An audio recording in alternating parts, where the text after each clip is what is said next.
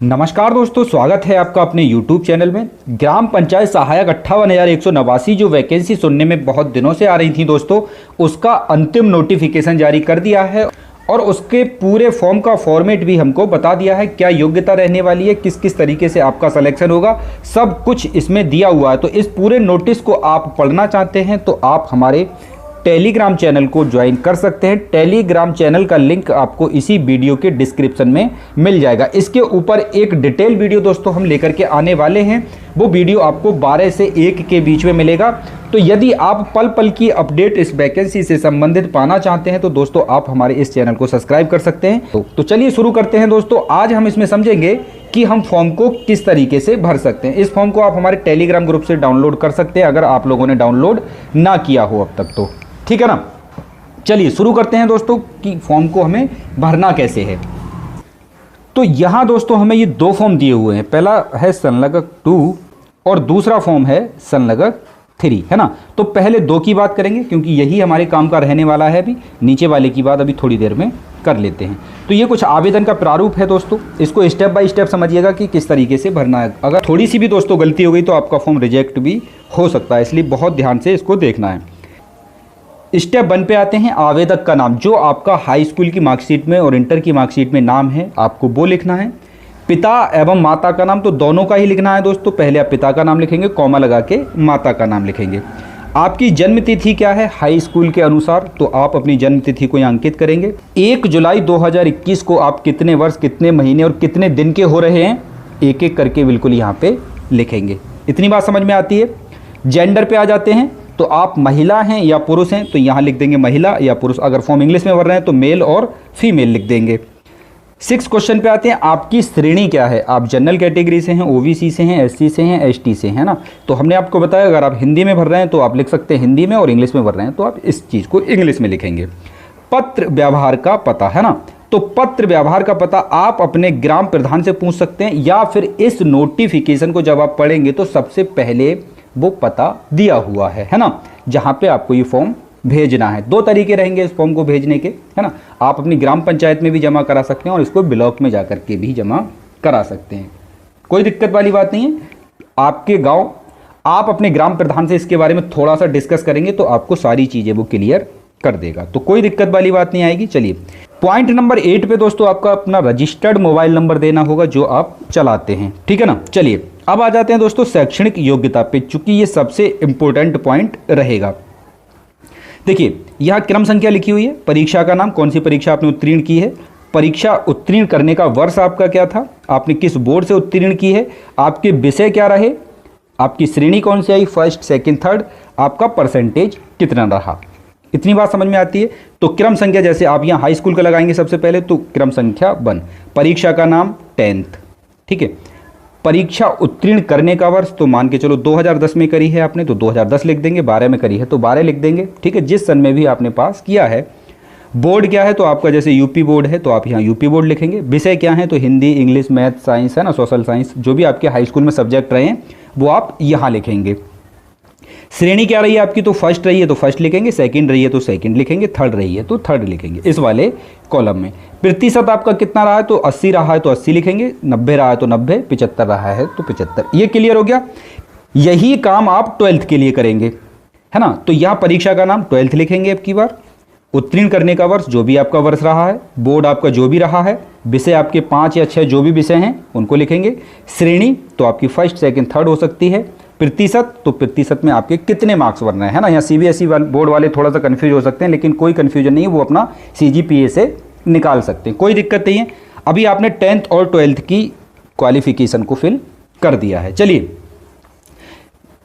आ जाते हैं दोस्तों स्टेप 3 पे, है ना। तो यहाँ तीसरे नंबर पे अब आपको ग्रेजुएशन वगैरह का यहाँ पे दोस्तों कुछ नहीं लगाना है ना। आप सोच रहे हो कि आप हायर एजुकेशन एमए बीए वगैरह हैं तो आप उसको ना लगाइए, ठीक है। एक कॉलम को और नीचे बढ़ा लीजिए। अगर ये कॉलम आपको छोटा पड़ रहा है, अगर आप देना ही चाहते हैं ग्रेजुएशन का तो एक कॉलम नीचे और बढ़ा सकते हैं, ऐसी कोई दिक्कत वाली बात नहीं है इसमें, ठीक है ना। लेकिन आप ना बढ़ाएं, सिर्फ 3 का ही डाटा दें।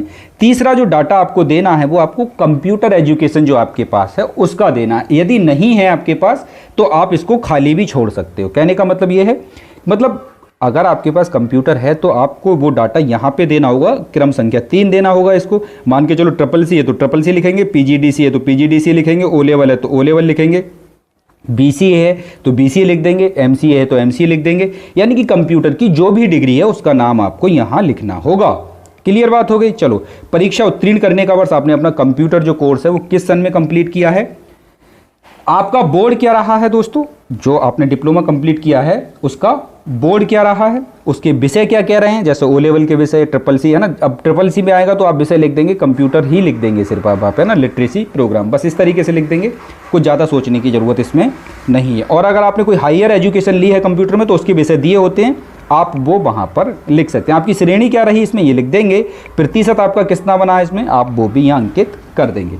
ये तीनों चीज़ें आप अच्छे से जोड़ दी, इसमें कोई दिक्कत वाली बात नहीं है। चलिए अब आते हैं थोड़ा दोस्तों आगे, अब आ जाते हैं दोस्तों स्टेप 10 की तरफ को। ये हमसे पूछ रहा है कार्य का अनुभव। तो आपके पास जो भी कार्य का अनुभव हो, जितने भी साल का हो, आप बकायदा दोस्तों यहाँ पर लिखेंगे कि मुझे इस इंडस्ट्रीज का या इस फील्ड का अनुभव इतने वर्ष का मिला हुआ है ना।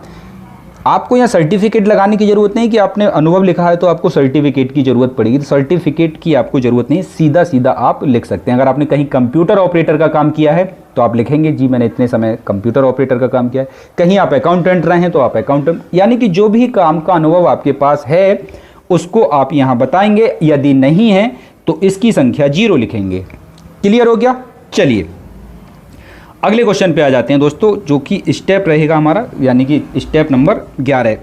कोविड-19 से मृत व्यक्ति के वारिसान के रूप में आवेदन किया जा रहा है। मतलब कहने का ये हुआ, यदि आपके पिता या माता में से कोई कोविड-19 से तो एक्सपायर नहीं हुआ है ना, तो यदि ऐसा हुआ है, भगवान ना करे कि ऐसा हुआ हो, अगर ऐसा हुआ है तो दोस्तों आप यहाँ हाँ लिखेंगे। ठीक है, हाँ लिखेंगे या फिर इस पर हाँ वाले पे टिक कर देंगे। ठीक है ना। अगर ऐसा नहीं है तो आप नहीं करेंगे।